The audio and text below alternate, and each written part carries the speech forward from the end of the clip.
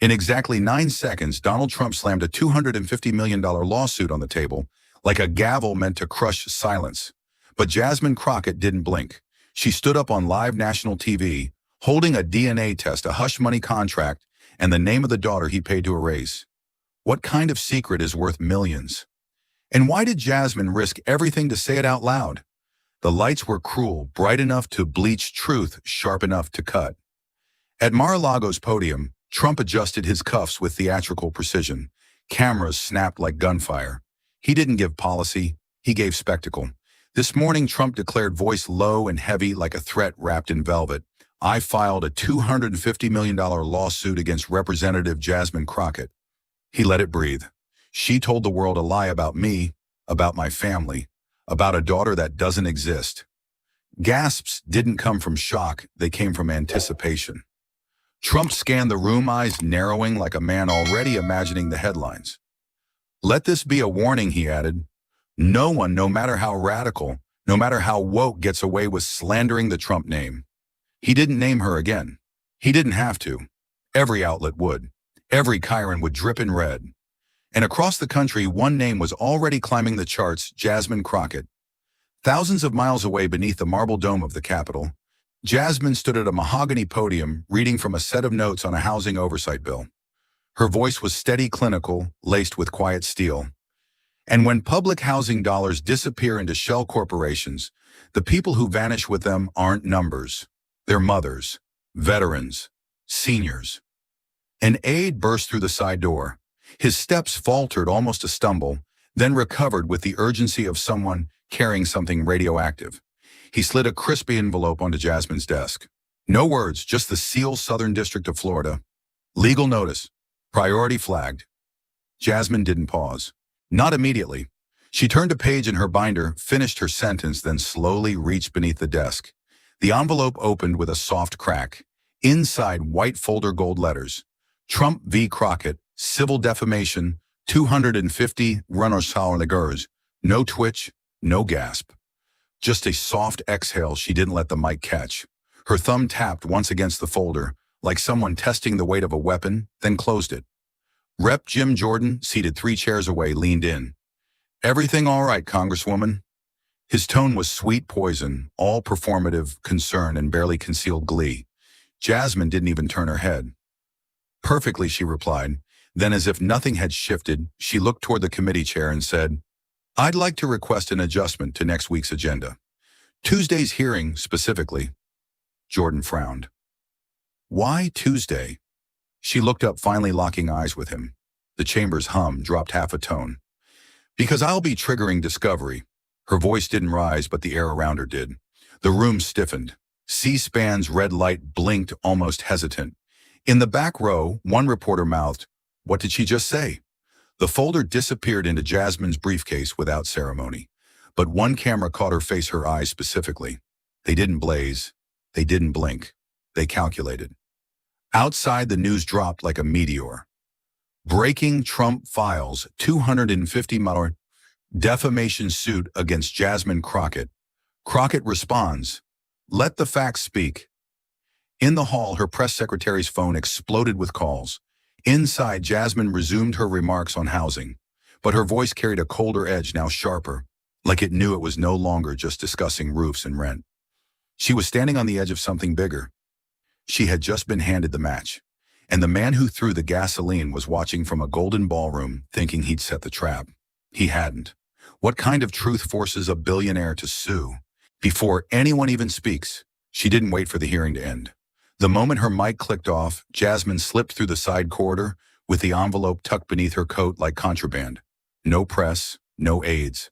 Just her, the storm in her chest, and a silence that felt like countdown. 2 floors down, behind a locked door marked "Secure Briefing." No devices, the real room waited. The air inside wasn't cold, but it bit. Seated at the far end of the oak table was Representative Ayanna Pressley, calm but coiled. Beside her, Jamie Raskin leaned forward, already scanning an open legal folder. And in the center seat, hair-sharp expression, sharper, sat Gloria Allred. Jasmine dropped the Trump lawsuit on the table. "It's done," she said. He took the bait. Gloria didn't smile. She reached into her briefcase and pulled out something heavier. A red file thick-taped at the edges. One name stamped in black across the front. Meredith v. Trump, GIC 22-014. Ayanna leaned in. He really filed this, Jasmine nodded. This morning, before I even opened my mouth. Jamie exhaled through his teeth. Then he just gave us something he's never given before discovery. Gloria peeled back the seal. Inside were pieces of a truth that had been smothered with cash. A notarized DNA test from Atlanta Medical Center, 99.94% match. 3 signed NDAs, each blacked out, except one named Tiana Meredith. A wire transfer log showing $4.2 million routed through a shell firm to a woman in Decatur, Georgia. Memo Education Trust. No legal filing, no custody dispute, just silence. Contracted, enforced. Ayanna whispered. He bought her disappearance. Jasmine's fingers brushed the corner of the DNA test, but she didn't pick it up. Instead, she pulled a worn envelope from her purse. Postmarked February 2022. No return address, just a shaky black pen that read, "To Congresswoman Crockett Private." She slid it open. Read it again like she had 100 times before. I know you don't know me, but I know him. I've known him all my life, even if he never said my name. I'm his daughter, but I was never born legally. Gloria tapped the payment log. This is enough to open the case. Once he sued you, that gag order broke under public interest exception. The court can't protect both sides anymore. Jasmine stared at the photo clipped to the back of the DNA report. A young woman, hazel eyes, dark curls, the same curve of the jaw as Trump at 30. Tiana Meredith, 25. The girl who sent the letter. The girl they tried to erase. Jamie murmured, "Does she want to go public?" Jasmine's voice was quiet but steel hard. She doesn't want revenge. She wants her name back. Ayanna looked across the table. Then the real hearing doesn't start next week. It starts now. The red file closed with a snap. Jasmine stood. He sued the wrong woman, she said. If the truth was buried with money, can justice still bring it back to life? The sun hadn't risen yet, but the streets outside Rayburn were already vibrating. Floodlights cut through the dark like interrogation beams. Protesters lined both sidewalks. Some in red caps. Fists raised, others holding cardboard signs with Tiana's name scrawled in black marker. "Jasmine is America's daughter," read one. Another screamed, "Stop the smear." Somewhere in the chaos, someone blasted a remix of Trump's voice saying, "I don't know her." Inside the building, Jasmine Crockett stood in front of the mirror in her office, not fixing her makeup, not checking for flaws, just still. Her fingers traced the folded edge of a document she'd read a dozen times, maybe more. The final paragraph of the lawsuit glared back at her, every word dipped in arrogance. Respondent has fabricated a fictitious narrative that constitutes irreparable harm to the Trump legacy. She read it aloud once, flat and cold, then folded it back into the folder. Her reflection didn't blink. Her mouth curled into something between a smile and a warning. Then let's see how real fiction feels. Behind her, the door clicked open. Ayanna Pressley stepped in, eyes scanning the prep board covered in photos, timelines, press clippings. 10 minutes, she said. The cameras are already in place. Jasmine nodded, grabbed her briefcase, and took one last look at the headline taped in the center of the board. The Forgotten Daughter Whistleblower Claims. DNA linked to Trump. The hallway outside her office was a pressure tunnel. Every footstep echoed too loudly. Aides kept pace beside her, whispering schedule updates, media briefings, emergency exits. None of it mattered. Jasmine kept walking. By the time she reached the first floor, the crush of reporters had formed a phalanx dozens deep. Flashes ignited. Microphones stabbed toward her like spears. A reporter from Newsmax shouted, "Are you ready to ruin your career for a girl no one's heard of?" Another asked, "Congresswoman, are you exploiting a fake daughter for political gain?" Jasmine didn't answer. She walked through the noise like someone who had already done the math and decided the fallout was worth the fire. Upstairs, the oversight chamber waited, polished and gleaming like a stage. Chairs had been set, folders stacked, and at the center, a single chair reserved for her, her nameplate crisp, unmoving. She sat down without hesitation, pulled out the red file, Tiana's file, laid it in front of her like a shield. A whisper cut across the bench. One aide leaned into another. "She's really doing it. She's bringing the daughter in." The other didn't respond. He just looked toward the door and swallowed hard. Outside, chants grew louder. Some called her a liar. Others called her a savior. Jasmine heard none of it. Her hand rested on the sealed envelope with the DNA test inside. She didn't need to prove anything to them, not yet, but she would. She stared straight ahead at the empty witness chair, the seat she knew would break the room open. Then she whispered not to herself, but to the girl who had waited 25 years for someone to speak. "I've got you.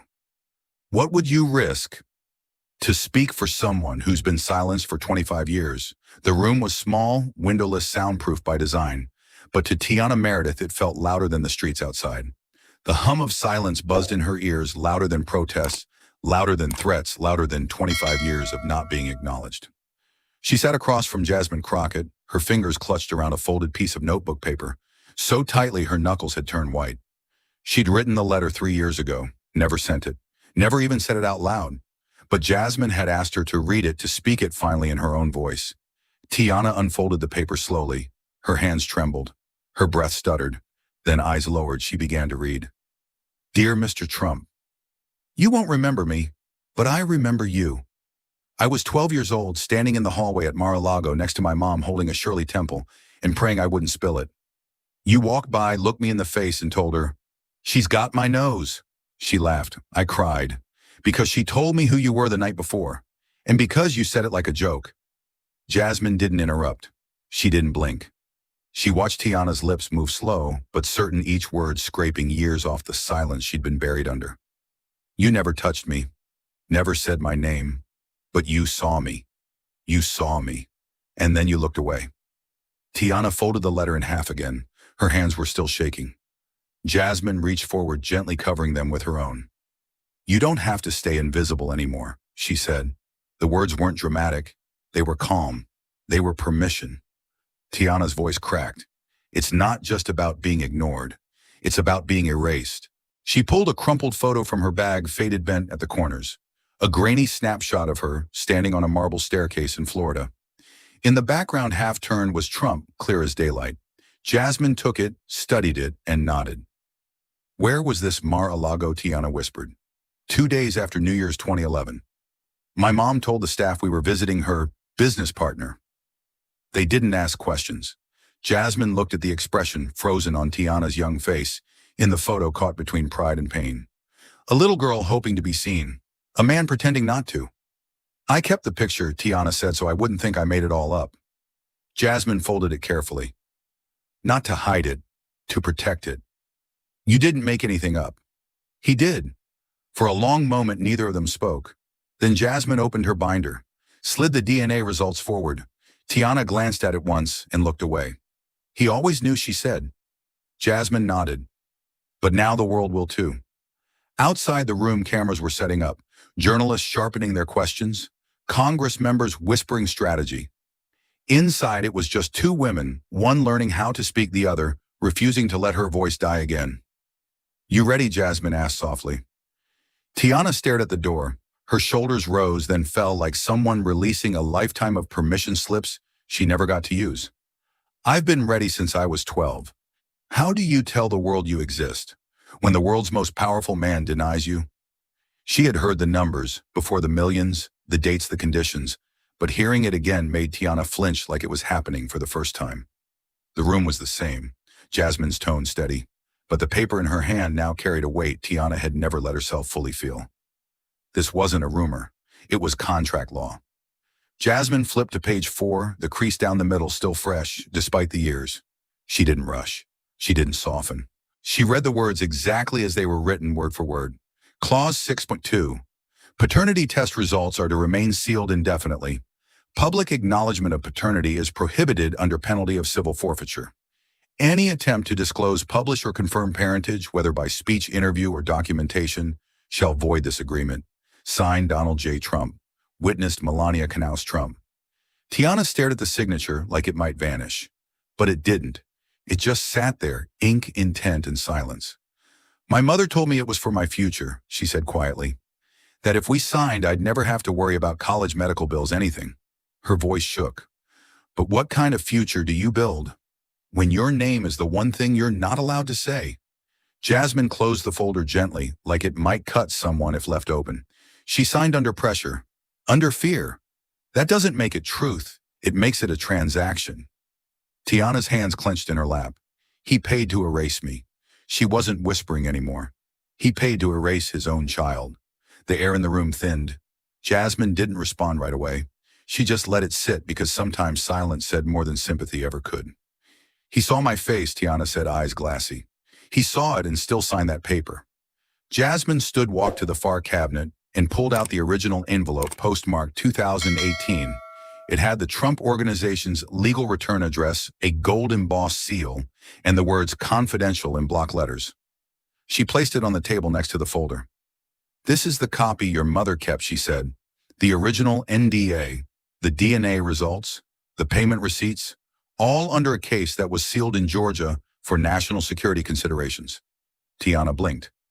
National security, Jasmine nodded. That was the justification. The same one they use for buried settlements. Closed courtrooms, silence victims. Tiana looked down at her hands. So I'm a national threat now, Jasmine leaned in. You're a threat to the version of him the world's been sold, the version that never has consequences, that never has daughters he doesn't want to name. Tiana's voice broke. Am I still real? Jasmine didn't answer with words. She placed the signed NDA beside the DNA test, then slid both toward Tiana like evidence in a trial. You were always real. They just hoped no one brave enough would say it into a microphone. Outside, the noise of reporters and protesters blurred into one indistinct roar. But inside, only one truth remained visible, now undeniable, documented. What does justice look like when your very existence was bought and buried?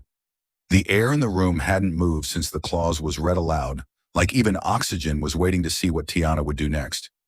She sat motionless, fists balled in her lap, her jaw clenched like she was holding something heavier than anger. Jasmine watched her, not pushing, not persuading, just waiting. Because some decisions can't be made by advice. They have to be earned through pain. Tiana finally looked up, eyes sharp now. I want to speak, she said, voice firm despite the tremor beneath it. Not just for me. For the other girls who'll never get to. The ones who signed papers they couldn't read or had no lawyers or thought silence was survival. Jasmine didn't speak at first. Her expression tightened, not from hesitation, but from experience. You know what the media is going to do, she said. They'll dig, twist your words, post your photos, turn your story into clickbait and your pain into spectacle. Tiana didn't flinch. Let them try. She leaned forward now, voice rising like a wave. I've been silent too long. I was erased before I even had a chance to exist. I'm not letting him keep that power 1 second longer. Ayana, seated at the table beside them, nodded solemnly. Then we go in with a plan, not rage, strategy. Jamie Raskin entered from the hallway with a file folder under his arm, already aware of what had just been decided. 3 stages, he said, without preamble. Stage 1, the public oversight hearing. Jasmine leads. Controlled questions, full transparency. Stage 2, live testimony from Tiana. 5 minutes, no edits. All networks present. Gloria Allred stepped forward. Stage 3, sealed exhibits submitted directly to the DOJ payment records, the NDA, the DNA test. Once in, they're immune to suppression. No backroom reversals. It goes into the record. Tiana looked around the room. For the first time, she didn't look like a girl buried in secrecy. She looked like someone rising from it. I want to read my letter, she said. The one I never sent. In the hearing. Into the microphone. Jasmine gave the smallest of nods. Then write your name at the top. Let the world see it. Tiana reached for the letter. No hesitation this time. She wrote in clean block letters, Tiana Meredith, then added 2 more words beneath it. Daughter. Testifying. Outside, the Capitol press corps circled like sharks sensing blood. News of the lawsuit had hit every major network. But inside, a storm was about to form, not made of outrage, but of truth sharpened into testimony. Jasmine looked at her eyes, proud, defiant. You're not just a witness, she said. You're the earthquake they thought would never come. Tiana nodded once slowly. Then let's bring the whole house down. What happens when a forgotten daughter walks into Congress with nothing left to lose? The oversight chamber wasn't built for tension like this. It was designed for routine hearings, slow questions, rehearsed outrage. But this morning it pulsed like a courtroom seconds before a verdict. Red lights blinked on C-SPAN cameras. Reporters leaned forward, notepads forgotten. The name Trump had returned to Congress, but this time not to testify, to defend. The double doors creaked open. Donald J. Trump strode in like it was still his building, blue suit, sharp tie, loud chin, tilted with that practiced sneer only decades of power can train. Behind him were two high-priced attorneys in dark suits and dead eyes. One clutched a leather folder, the other held a PR-approved facial expression. Trump didn't sit right away. He scanned the room like a predator entering familiar territory. His gaze skipped past lawmakers, past staffers, and paused just briefly on Jasmine Crockett. She didn't move. Her eyes met his with a stare that didn't flinch, didn't blink, didn't bow. Chairwoman DeSoto cleared her throat. We now convene this special hearing under constitutional privilege. Congresswoman Crockett, you've requested the right to introduce a civilian witness. Jasmine rose slowly, calm, controlled. Yes, Madam Chair, a civilian directly connected to the subject of this lawsuit whose testimony and presence have been denied for 25 years. Across the chamber, Trump scoffed under his breath. Here comes the circus. Jasmine didn't react. She turned toward the chamber doors and gave a single nod. The doors opened, and the room exhaled. Tiana Meredith stepped forward, black blazer, white blouse, no jewelry, no notes. Just her, just truth. The silence shattered into murmurs, camera shutters, and dropped jaws. Some staffers froze. Others reached instinctively for their phones. Even the C-SPAN producer in the control room muttered, Jesus Christ, that's her. Trump's lips curled. That's not her, he said under his breath. That's not anyone. But Jasmine's voice cut through the murmurs like a blade. She's your legacy, sir. The words landed like a verdict. Tiana walked with her chin high, footsteps steady. She didn't look left or right, didn't flinch when cameras zoomed, didn't slow when Trump's legal team whispered to each other with growing urgency. She sat in the witness chair, placed her hands on the desk, and looked straight at the committee. Trump leaned toward his lawyer. Object, this is a stunt. But Jasmine was already ahead of him. Madam Chair, all documents verifying this witness's identity have been submitted under seal, including notarized DNA confirmation. Let the record reflect that Mr. Trump's objection was not to evidence, but to presence. Chairwoman DeSoto nodded. Proceed. Tiana inhaled once, just once, as if to reset her lungs for what was coming. Jasmine gave her a look, not instruction, not pressure, just permission. Trump's jaw twitched. For the first time, something in his posture slipped. He had spent millions bearing the past, but now it had walked into the room wearing her own name. What if your silence created the voice that destroys you? The chamber lights seemed brighter now, like they were waiting for something to combust.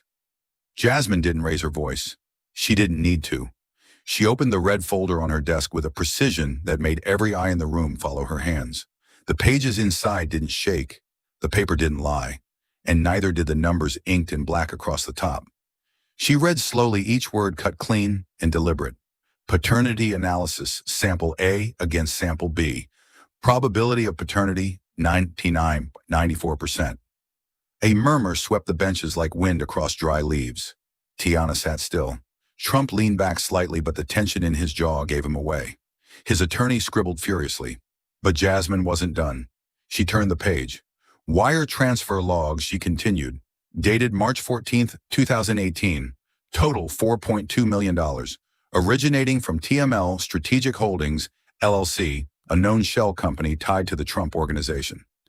Destination account Maria Meredith, Tiana's mother. Memo line, educational support. Trump's fingers tapped once against the table. Then again harder. Irrelevant, he muttered. Jasmine ignored him. She held up the next page larger. A scanned PDF with bold black text and a familiar signature in blue ink. This is the non-disclosure agreement signed by Maria Meredith, binding her to silence under penalty of forfeiture. And here, she pointed to the final line, is the most critical element. She zoomed in on the projector screen behind her. There it was, two short, precise letters scrawled next to the signature line marked, witnessed and acknowledged. M.T. Melania Trump. The room froze. Even the cameras paused their operators, too stunned to adjust. You could hear the buzz from an overworked mic filter. Somewhere in the back, a reporter muttered, "No way." Trump slammed his palm against the table. The sound cracked through the silence like a gunshot. "I don't know that woman," he barked. Chairwoman DeSoto looked up. "Mr. Trump, you are not recognized. I don't know her," he shouted again, pointing toward Tiana with a trembling hand. "This is a setup. This is deep state bull." Jasmine didn't flinch. She held the folder up with both hands. Voice low, steady, lethal. Then maybe you can explain why your wife acknowledged the transaction, why her initials are beside the agreement, why the money came from your shell company, and why the DNA doesn't lie even if you do. Trump's mouth opened. Nothing came out. Tiana didn't speak. She didn't have to. Her presence was louder than his denial. The room shifted, not physically but morally. Even lawmakers who had come in to defend Trump suddenly looked tired, quiet, like they just heard the crack of something ancient breaking. Jasmine lowered the folder and closed it. One sharp click of the clasp. Let the record show she said that every word, every dollar, and every drop of blood in this folder points to one undeniable truth. Trump stared at her, furious, cornered, sweating beneath the lights.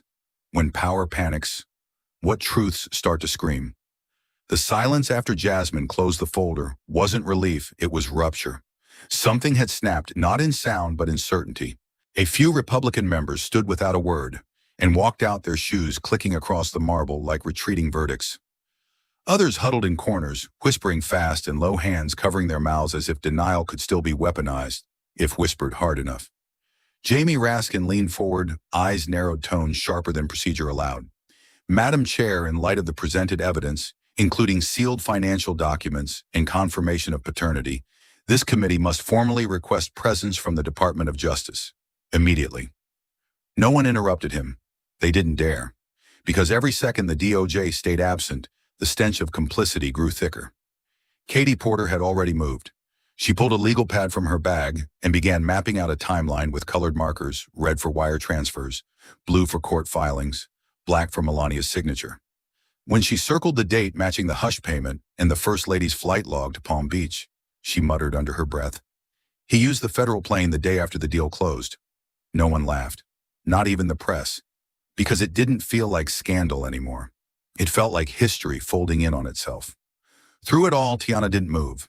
She sat in the witness chair like it had always belonged to her shoulders, straight palms, flat breath even. She didn't cry. She didn't plead. She just waited until the room finally looked at her like she was real. When the chairwoman gave her the floor, she spoke without notes. "I'm not here for revenge," Tiana said, voice steady, quiet, but impossible to look away from. "I'm here because I've had to listen to this man lie about who he is, while I couldn't even say my own name in public." She looked at Trump not with rage, not with fear, but with something far more dangerous clarity. He didn't just abandon me. He sued the only woman who stood up for me.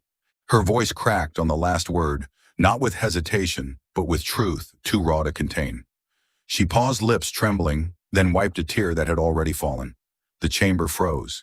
That line, sharp, exposed human, hung in the air, like a sentence already carved into stone. Trump didn't speak. His lawyers didn't breathe.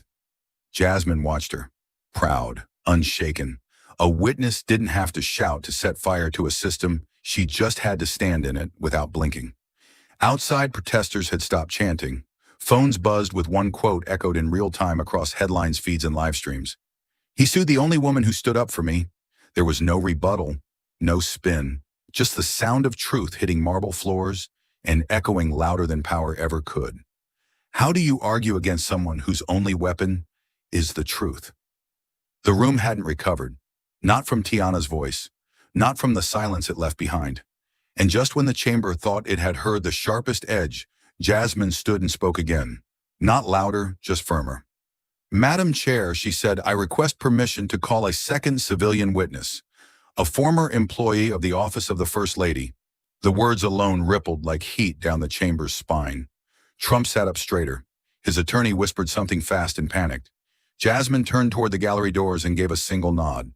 And through the threshold walked a woman in black, tall, poised, and already known to Washington's inner circles. Marta Rinaldi. She'd once styled first ladies for state dinners, NATO receptions, and post-scandal cover shoots. But this was different. This was not fashion. This was confession. Marta took the oath without ceremony, no trembling hands, just quiet, controlled breath. Jasmine handed her a photo, one that wasn't for the cameras. Marta looked down, nodded once, and placed it gently on the table. "I was with the First Lady," she began, "in May of 2020. We were reviewing accessories for an event she never ended up attending." Her voice had the crispness of someone trained to never say too much. But now she was saying exactly enough. She was distracted. kept staring at a jewelry box. Wouldn't speak, wouldn't sit, Jasmine prompted gently. What was inside the box? Miss Rinaldi Marta blinked once. A child's bracelet, gold, tiny, custom engraved. And what did the engraving say? Marta paused, then answered softer. For the girl you'll never know. Forgive us. Gasps spread like a slow-motion explosion. Trump's face drained of color. He looked toward the committee like a man searching for a trapdoor. Jasmine pressed forward. Did the First Lady explain the message? She didn't have to, Marta said. She just held it and cried. No makeup, no mirrors, just tears. She whispered, "It's done." I didn't ask what, but I knew. Jasmine walked to the projector, pulled up the scanned image of the NDA, highlighted the witness initials MT. These were hers. Marta nodded. Melania signed. Quietly, deliberately, no hesitation. But she was crying when she did it. That bracelet was her apology. She turned toward the chamber now. She knew. She knew the whole time. Trump lunged forward nearly out of his seat. Lies. That's fiction. Marta didn't even flinch. Then why do I still have the box? The room spiraled into whispers, but Jasmine stayed still. Eyes locked on the truth, unraveling piece by piece, not with rage, but with the cold weight of memory. Marta pulled a small velvet pouch from her purse and set it beside the mic. Inside the bracelet gleamed. A name etched in gold tiara, and below it a second word no Trump ever dared speak in public, daughter. If she signed the papers as silence, the same as permission. The bracelet gleamed, but Jasmine didn't pause. She opened a folder marked Exhibit D and pulled out a glossy photo, pristine but heavy with buried time. She walked it to the projector like unveiling an artifact. When the image lit up the wall, the room shifted. There he was, Donald J. Trump, frozen in a moment he never thought would surface. Leaning against the polished marble bar inside Mar-a-Lago Thai, loosened a drink in one hand. And beside him a girl, 10 years old. Curly hair, wide eyes, her shoulders squared like she was trying to grow up too fast. His arm rested on her back, light but unmistakable. She looked half proud, half lost. He looked like he'd already forgotten the moment before it finished. Whispers exploded across the room. One of the younger aides dropped his pen. Chairwoman DeSoto adjusted her glasses twice, as if seeing it clearer might make it go away. Trump jolted in his seat. That's fake, he snapped. That was someone else. That's Photoshop. Jasmine didn't look at him. She just turned the photo over in her hand, then read the handwritten note scrawled across the back, each letter stiff-slanted and all too familiar. To my friend's daughter, stay strong. DJT. The silence became a verdict. Jasmine raised her voice only enough to be heard over the cracking facade of power. This photo was taken on January 3, 2011. Confirmed by resort guest logs. Confirmed by internal timestamp, metadata embedded in the original file.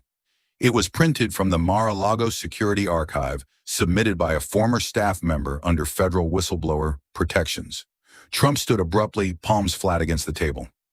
I've taken thousands of pictures with people, that could be anyone, but his attorney didn't rise with him, because they both knew the truth wasn't just in the picture, it was in the paper trail.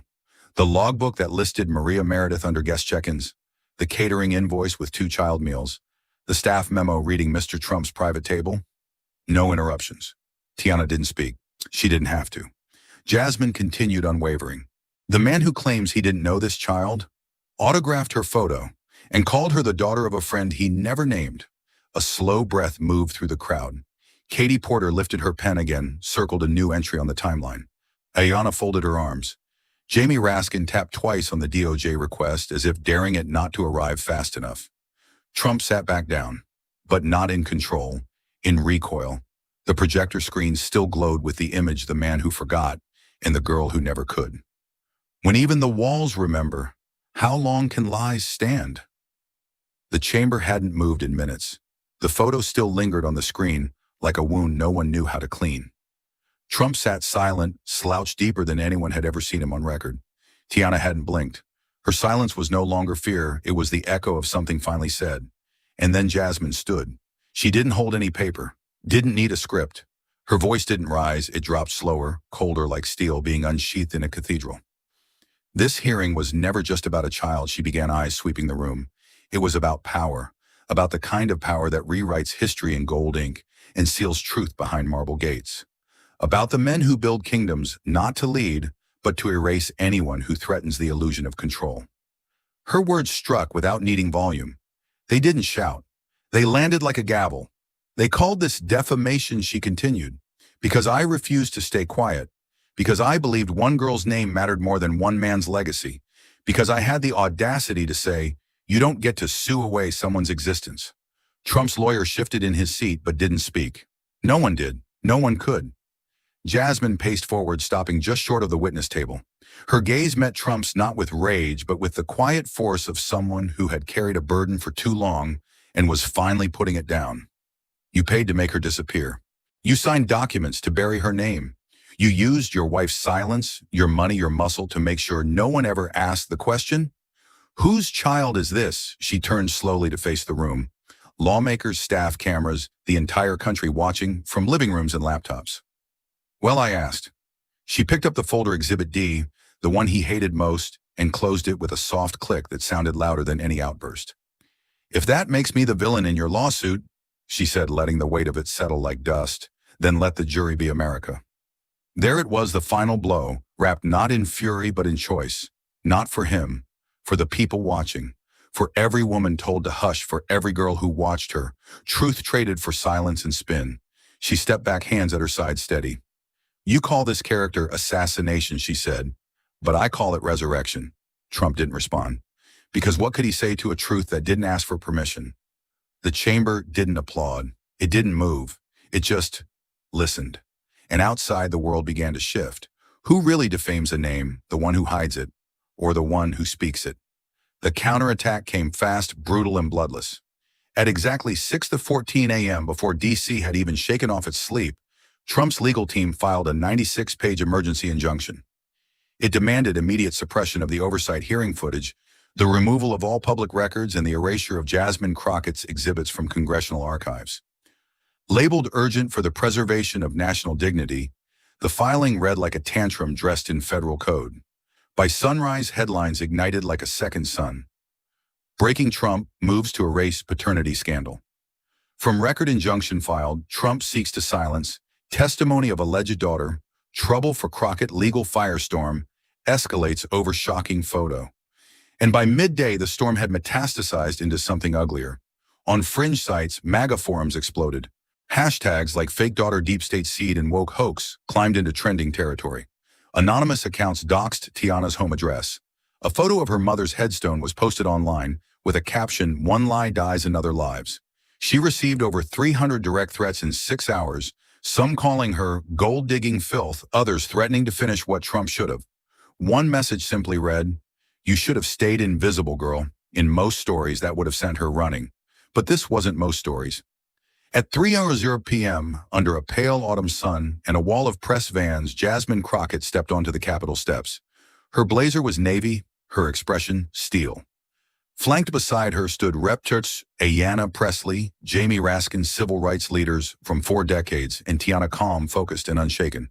Gloria Allred stood just behind them, clutching a sealed copy of the NDA in one hand and the DNA test in the other.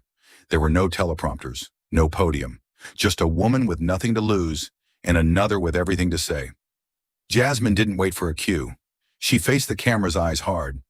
This morning, the former president filed an emergency motion not to clear his name, but to bury hers. Not to deny the evidence, but to erase the person it belongs to. The crowd of reporters buzzed like hornets, but no one dared interrupt. "Let me be clear," Jasmine said. "We are not afraid of paper bullets. We've been hit harder by silence than we ever will be by subpoenas." She turned slightly, motioning to Tiana.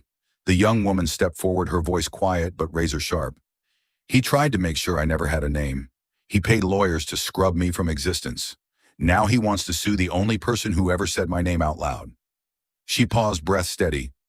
"If the price of existing is this, then I'll pay it." Again and again. A reporter shouted, "Are you afraid for your safety?" Jasmine cut in before Tiana could answer. Afraid of what? She snapped.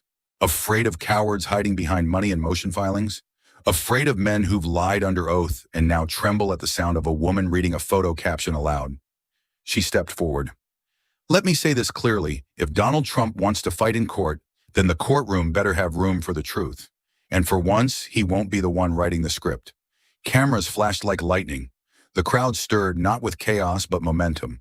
A movement had begun, and it no longer needed permission.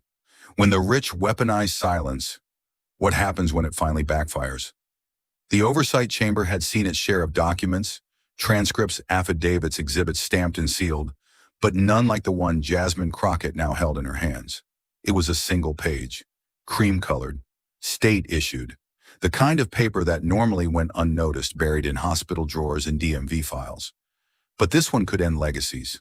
Jasmine stood slowly, her tone like thunder, just beginning to gather. Before we adjourn, she said the committee will receive one final item filed last month, approved by the Georgia Department of Health, and notarized by the state registrar under penalty of perjury. She turned toward the chair and lifted the document so that every camera in the room could catch it in frame. Tiana Meredith's amended birth certificate, Jasmine declared.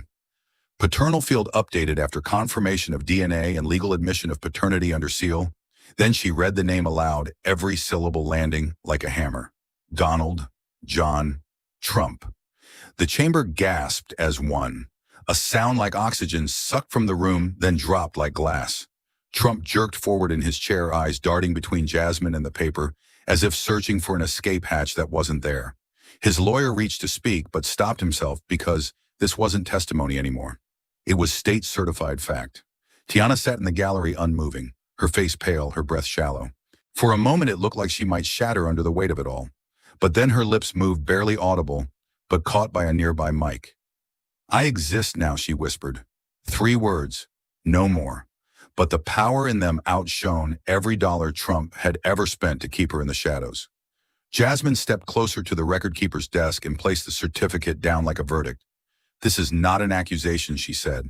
"This is not speculation nor political theater.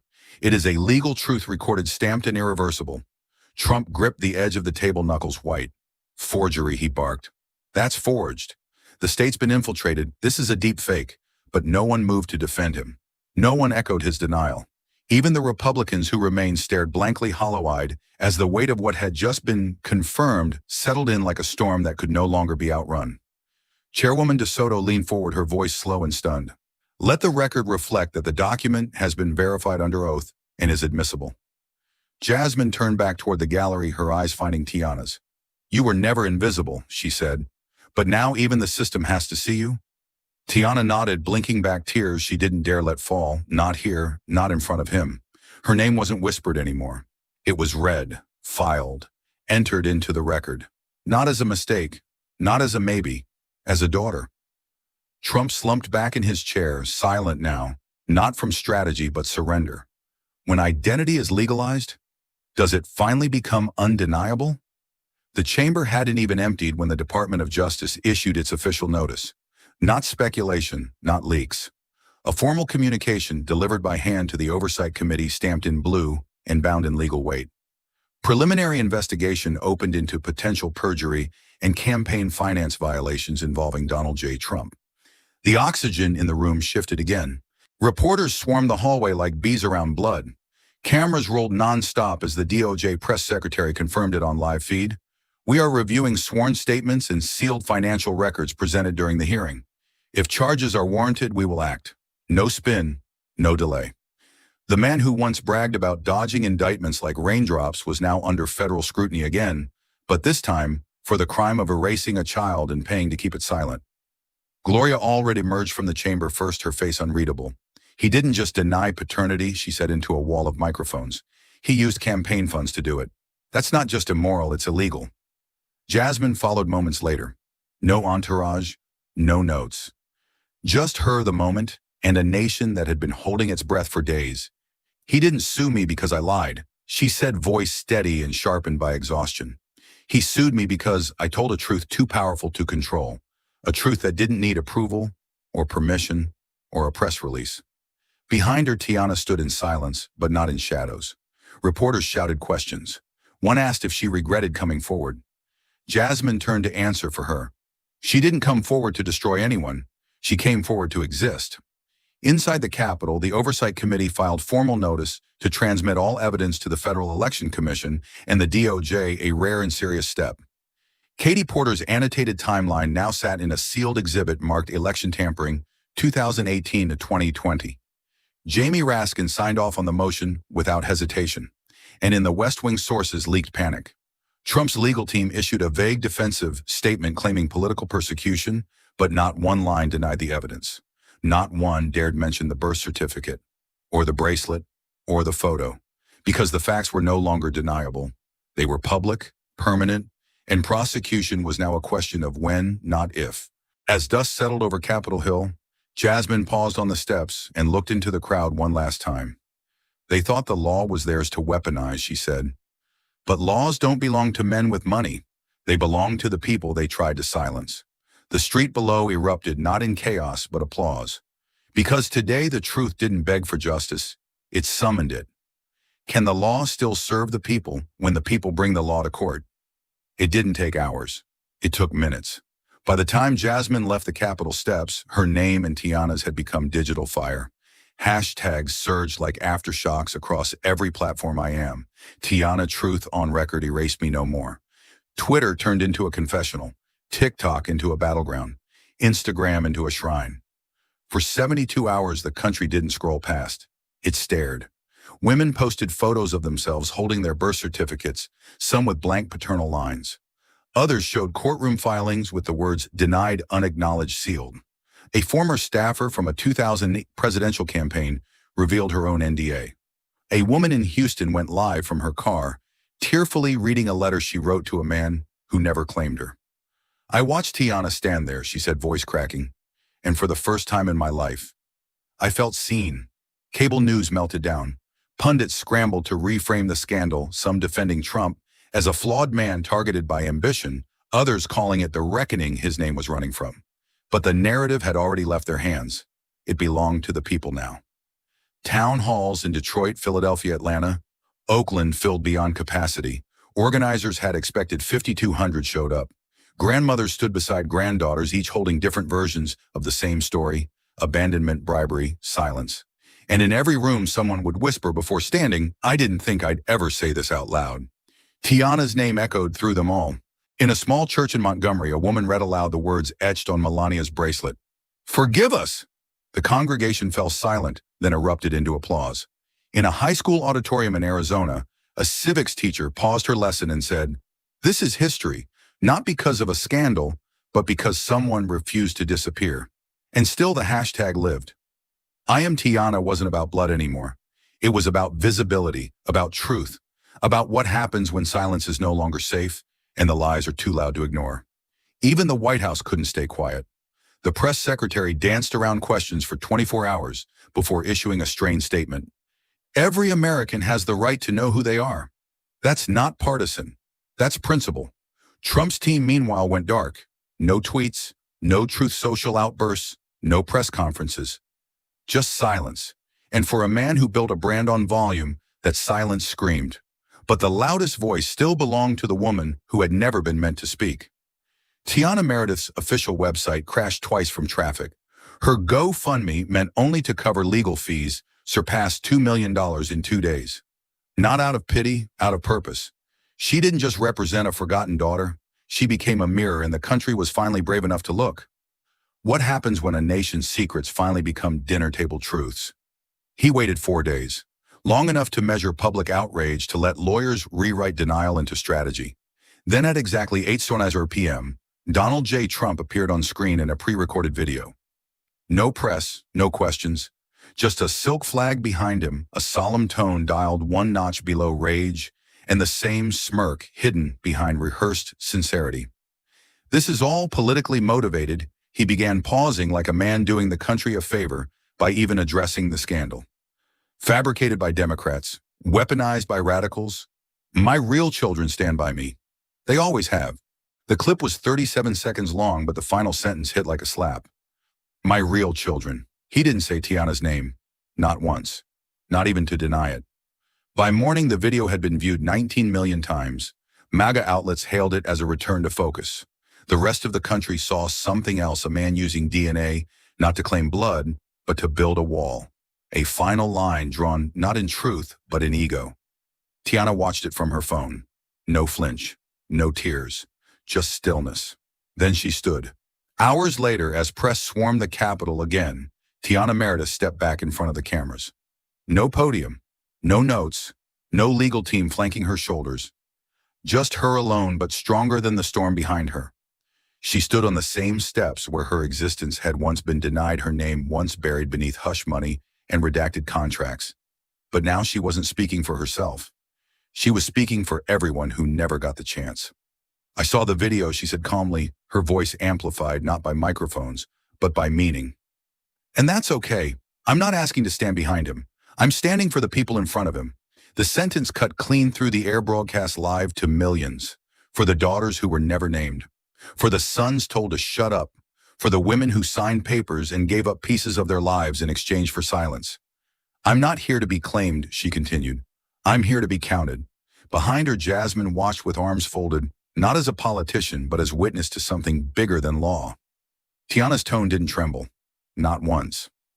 I don't need him to say my name, she said, her eyes locked on the lens, because the world already has. She stepped back, said nothing more, and let the truth hang in the air like a flag too heavy for lies to carry anymore. The clip went viral within minutes, but it wasn't politics now. It was personal, and the country felt it. Is the name you're born into stronger than the truth you fight for? It had been 9 days since the hearing ended, and yet the ground still felt like it was shifting. Not in Congress, not in courtrooms, but in gymnasiums, barbershops, living rooms, and schoolyards where the story had stopped being a scandal and started becoming something else. Something alive, something personal. Jasmine Crockett didn't return to Washington that day. She went to Detroit. No cameras followed her into the school. No podiums, no microphones. Just linoleum floors, fluorescent lights, and hallways lined with handmade posters that read, "You matter, speak up, and I am Tiana."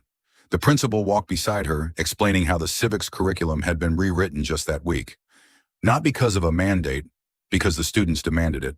When Jasmine entered the auditorium, the room hushed like church. Over 200 students sat in folding chairs, notebooks in their laps, questions written in ballpoint pen in quiet defiance. She didn't speak right away. She didn't have to. They already knew what she'd done. And then from the front row, a girl no older than 11 stood, walked up fast, too fast for her teacher to stop her, and threw her arms around Jasmine's waist. Her voice was small but fierce. "Thank you for fighting for the girl he didn't want." Jasmine froze just for a heartbeat. Then she knelt. Not slowly, not dramatically, just low enough to look the girl in the eyes.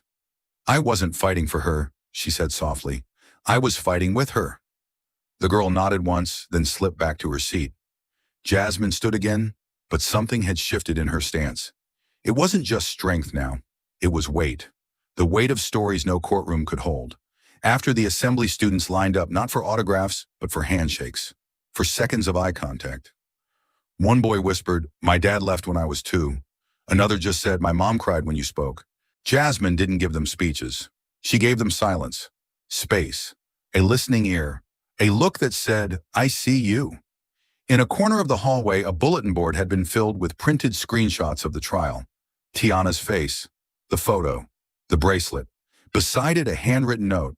Truth doesn't need permission. Just beneath that, someone had tacked up a second note. The handwriting was shaky, slanted, written in blue ink on lined paper. "I voted for him. Twice. But she's telling the truth. And that matters more." Walter D. Vietnam, vet, 78, Ohio. As Jasmine left the building, she paused for a second in front of that note. Her eyes didn't soften, but they held something quieter. Something like hope. A local news crew caught her on the sidewalk. "What now, Congresswoman?" the reporter asked. "What comes after all this?" Jasmine didn't stop walking, but she answered. "Now," she said, "we make sure the next girl never has to fight alone." And with that, she disappeared into the crowd, not as a headline, not as a politician, but as a woman who had chosen over and over to remember those the system forgot. If the system won't protect the forgotten, who will step forward and remember the Capitol looked the same?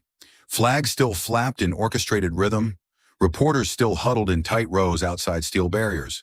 But 1 year after the hearing that cracked a name wide open, the air felt different, lighter, sharper, like history had left a scar and the scar had learned to speak. Inside the rotunda, a small ceremony was underway. No orchestra, no fanfare. Just a plaque, a podium, and a crowd of people who understood what it meant to be forgotten and still show up. At the center of the stage stood Tiana Meredith, head held high gown flowing navy beneath a white sash. She wasn't testifying now. She was receiving. Today, the Dean of Howard University announced we award the first ever Meredith Claus Fund for Forgotten Daughters a full scholarship endowed by anonymous donors designed for students whose legal identity or family truth was hidden, silenced, or buried. The room applauded, but Tiana didn't cry. Not this time. She just closed her eyes, breathed once, and whispered to herself, "I exist. I'm written in." Across the city, another headline pulsed through every news ticker. Breaking House Ethics Committee opens formal investigation into Trump hush payments and perjury allegations. Subpoenas had been issued. Depositions scheduled. No one used the word unshakable when describing him anymore. Meanwhile, in a modest press room in Texas, Jasmine Crockett stood before a crowd of supporters with a declaration that made the floor itself seem to shift. "I'm running for U.S. Senate." The crowd erupted, not just for her candidacy, but for the path she carved. She didn't build her campaign on outrage. She built it on the memory of a courtroom, a name and a voice that should have never had to fight to be believed. When asked why she chose now, she didn't hesitate. Because we've had enough of leaders who erase. It's time for leaders who remember. In interviews, donors called her the spine Congress never expected. Voters called her the voice they'd been waiting for. But Jasmine didn't flinch beneath the praise. She knew what it cost. She knew whose silence had built the platform beneath her feet. That same week, a new bill passed in committee, the Federal Acknowledgement Protection Act, nicknamed Tiana's Law. It would make non-disclosure agreements unenforceable in paternity cases involving public officials. Sealed silence for the first time would be punishable, not protected. When Tiana heard the news, she only said one thing: they can't pretend anymore. She visited her mother's grave the following Sunday, left a single rose and the scholarship letter on the headstone, then whispered, "They know now, and they can't unknow me." The name once erased was now printed in marble, filed in legislation, etched into memory. What happens when a voice once erased becomes a name written into law?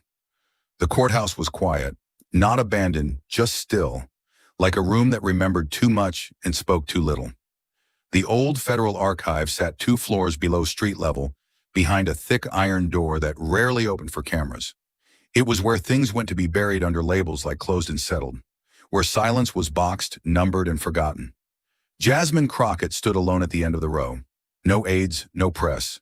Just her and a narrow drawer stamped Meredith v. Trump. GAC 22014 sealed file. The same case number that had once arrived in a red envelope. The one Trump thought would die in legal purgatory, never breathing daylight. She pulled it open slowly. Inside lay everything. The NDA, the wire transfers, the DNA report, Melania's initials, the photo with the inscription, the bracelet in a sealed evidence bag. All of it stacked like a story written in fragments until a girl stood up and turned them into a sentence the country could no longer unhear. Jasmine stared at the folder. No words this time. Just wait. She reached into her coat pocket and pulled out a folded sheet of paper. Not typed, handwritten. Ink-sharp letters, deliberate. She laid it on top of the file without ceremony, but the message it carried was anything but quiet. You almost erased her, but she made history instead. She pressed the page flat with her palm as if sealing a truth that had finally been honored. Not in headlines, not in hearings, but in record, the kind no judge could strike, no billionaire could redact. She stood there for another moment, letting the silence breathe. The room didn't applaud, it didn't blink, but Jasmine felt it, a shift in the air, a closing loop. The girl once buried was now documented in the very institution that tried to keep her out. She closed the drawer slow and final. The click echoed through the file room like a bell tolling for an old lie. Then she turned coat swaying gently behind her and walked down the hallway without looking back. Tiana's name was no longer a secret. Now it was a file, a law, a precedent, and most of all, a reminder. Some truths can't be sealed. Some names refuse to stay silent. Some stories don't explode, they haunt. They live in sealed courtrooms, in the quiet pauses of press conferences, in the faces of daughters, erased from footnotes. Tiana Meredith was never supposed to exist publicly, but when the machine tried to bury her, it forgot something. Truth doesn't decay. It waits. Jasmine Crockett didn't storm the gates. She walked through them with evidence in one hand and conviction in the other. She didn't need theatrics. She needed time, a name, and the will to say, not this time. And when she spoke, it wasn't for applause. It was for history. This wasn't about a birth certificate or a bracelet in a locked drawer. It was about power, how it hides what it's ashamed of, how it silences what it can't control. But the moment that photograph surfaced, the moment DNA turned into testimony, America saw something it couldn't unsee. Not scandal, not gossip, but a scar. Deep, documented, denied. Melania's signature, the hush payments, the stylist's quiet confession. All of it pointed to one truth: silence had been weaponized, and Jasmine disarmed it, not with rage, but with patience, precision, and a refusal to walk away when the cameras did. She didn't destroy a man. She restored a girl. She didn't chase headlines. She built a lighthouse for every daughter told to disappear, for every mother who signed to survive. And when the storm came, she didn't flinch. She stood taller. Tiana never asked to be born a symbol. But when the world gave her a spotlight soaked in shame, she didn't blink. She stood on the Capitol steps, and her voice, once silenced by money, became the sound of accountability. No longer hidden, no longer denied, no longer alone. And maybe that's what frightened them most. Not the documents, not the hearings, but the fact that she didn't want revenge. She wanted recognition, and got it. So this story doesn't end in court. It ends here with you, not as a viewer, as a witness. Because some names aren't just born, they're earned. And now the question remains, not for her, not for Jasmine, but for us. What about you? If your voice could free someone invisible, would you speak? Then don't just watch, write their names. Share their stories. And if the world forgets them again, remind it who they are. If this story stayed with you, don't let it disappear. Like, share, and subscribe to Mr. Truth Stories, where voices once erased are finally heard. Tap the bell, because the next name spoken might be one they tried to bury. What moment struck you the hardest? Tell us in the comments, because silence built this system, and your voice can help dismantle it. This dramatized story is inspired by real struggles and real people. All characters and dialogue are fictionalized for commentary and education. It is not intended to defame or mislead, but to inspire reflection and civic awareness. Thanks for watching. Truth isn't over. It's just waiting for someone to hear it.